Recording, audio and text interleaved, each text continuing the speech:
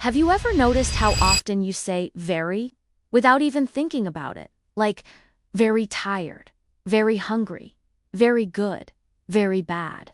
It's almost automatic. And the weird thing is, even when your English is good, like you understand everything, you still go back to very all the time. Yeah. And the problem is not that it's wrong, because very is correct. Grammatically, it's fine. Nobody's going to misunderstand you. But it makes your English sound a little flat, a little basic. Exactly. It's like you're playing it safe all the time. And when you keep using very, you're kind of limiting how expressive you sound. And I think a lot of people don't realize this, but native speakers don't actually use very that much in everyday conversation. Not because they're trying to sound smart, but because there are more natural, more specific words. Right? And today, we're not going to give you a huge list to memorize. We're just going to explore a few simple shifts that can instantly make your English sound more natural and more confident. And the best part is, you already understand these words when you hear them. You just don't use them yet. So by the end of this, you're probably going to notice very a lot more and maybe stop needing it so much. I think the reason people rely so much on very is actually not about vocabulary. It's more about speed. Like, when you're speaking, you don't have time to search for the perfect word. So your brain goes, tired. Okay, very tired. Done. Move on.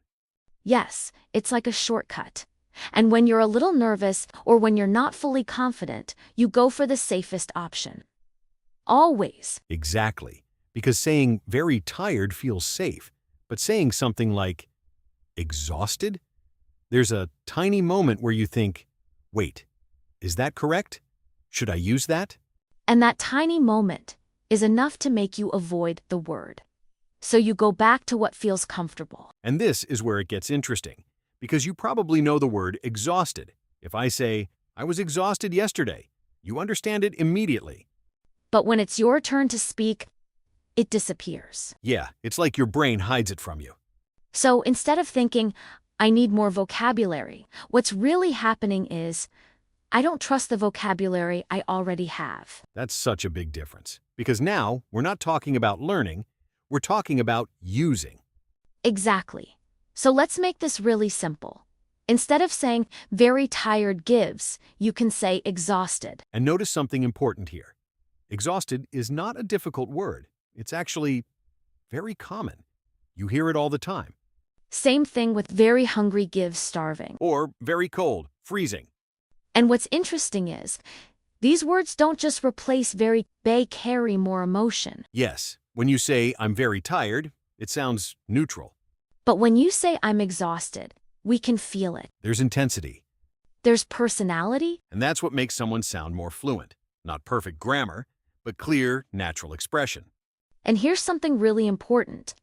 You don't need to replace very all the time. This is not a rule. Yeah, this is not like, never say very again.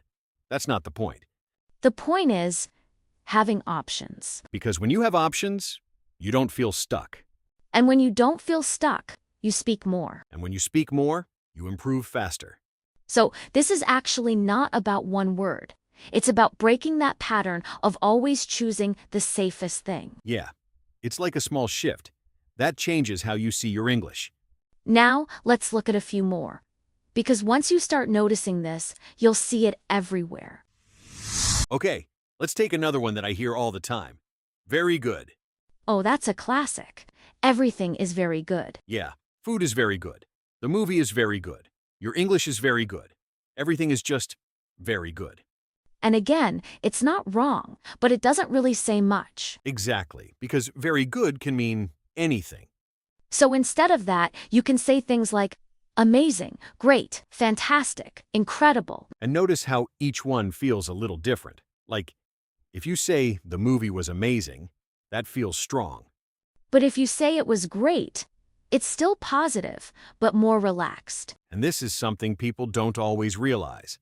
Fluency is not just about speaking, it's about choosing the right feeling. Yes, because language is emotional, not just logical. Let's do another one, very fast. Okay, instead of very fast, You could say, really fast is still okay, but better would be quick, or even super fast in casual speech. Yeah. Or if you want to sound more natural in conversation, that was so fast. That's a good one, because native speakers use so a lot more than very in real life. Exactly. People say, that was so good. That's so weird. I'm so tired. And notice, we're not trying to sound advanced here. We're trying to sound natural. That's a big mindset shift because a lot of learners think, I need more complex words. But sometimes, you just need more real words, Yeah, words that people actually use. not words you only see in textbooks. Exactly. Let's try one that's more emotional. Very scared. Ooh, yeah, that's a good one. Instead of very scared, you could say terrified. And that one is powerful. Yeah, you can feel it immediately. If someone says, I was terrified, you don't need more explanation. But if they say, I was very scared, it feels softer. Less vivid, Exactly. and I think this connects to something deeper. A lot of learners don't just simplify their vocabulary, they simplify their emotions in English. That's true, Like they feel something strong, but they express it in a very neutral way. because they don't feel fully comfortable yet, Yeah, so they stay in that safe zone again. which is exactly where very lives. Yeah, very is the safe zone word. But the moment you start saying things like, I'm exhausted, I'm starving, I was terrified, You sound more like yourself, not just someone speaking English, but someone feeling in English. and that's a big step toward fluency. Because fluency is not just speed, it's connection. Connection to what you're saying, and to the person listening. So this is actually bigger than just replacing a word. It's about allowing yourself to be a little more expressive, A little less controlled, a little less perfect. and a little more real. Exactly. So if you step back and really look at this, what we're talking about today is actually something very small. It's not a big grammar rule. It's not a complex structure. It's not something you need to sit down and study for hours. It's just one word that you use all the time. But the effect it has on your English is much bigger than it seems. Because when you rely too much on very, you're not really choosing how you express yourself. You're just finishing the sentence in the easiest way possible. Yeah, and I think that's the key idea here. It's not about the word very itself. It's about what happens in your mind when you use it. Because most of the time, you're not thinking, what's the best word for this? You're thinking, what's the fastest way to say this? Without getting stuck. Exactly. And that's a very natural reaction, especially if you don't fully trust your English yet. You just want to keep the conversation going. You don't want that awkward pause, so you choose the safest option. And again, there's nothing wrong with that. That's part of the process. But if you stay in that pattern for too long, your English starts to feel a little repetitive, a little limited.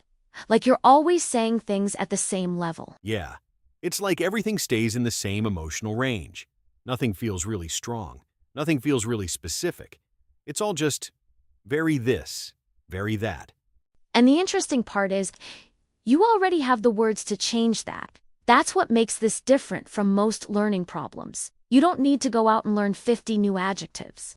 You've already heard exhausted, amazing, terrified, freezing so many times. But there's a gap between recognizing a word and actually using it when you speak. Yes, and that gap is usually not about knowledge. It's about trust. Trusting that the word is correct. Trusting that it fits the situation. Trusting that people will understand you. And also, trusting yourself enough to take that tiny risk. Because even though it's a small change, it can feel like a risk in the moment. Yeah, because you're stepping out of that safe, automatic pattern. So maybe a better way to think about this is not, I need to stop saying very, but more like, I want to start choosing my words a little more intentionally. That's a much better goal, because now you're not removing something. You're adding awareness. Exactly. So next time you're speaking, and you hear yourself say, very tired, very good, very busy, just notice it. Don't judge it. Don't try to fix it immediately. Just notice. And maybe, once in a while, you pause for just a second and think, wait, is there another word I already know for this? And if it comes to your mind, great, use it. If it doesn't, that's okay too. Keep going. Because the goal here is not perfection. It's building that connection between what you know and what you actually use. And that connection takes time, but it builds faster than you think once you start paying attention. And then something interesting starts to happen. Little by little, those words that used to feel far away start to feel natural. Yeah, they stop feeling like advanced vocabulary and just become your words. And that's when your English starts to feel different. Not because it's more complicated, but because it's more honest. More aligned with what you actually want to say. So this is not really about removing a word. It's about giving yourself permission to express things more clearly, more specifically, and maybe a little more boldly.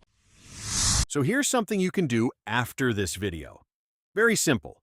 Just go through your day and notice how often you use very.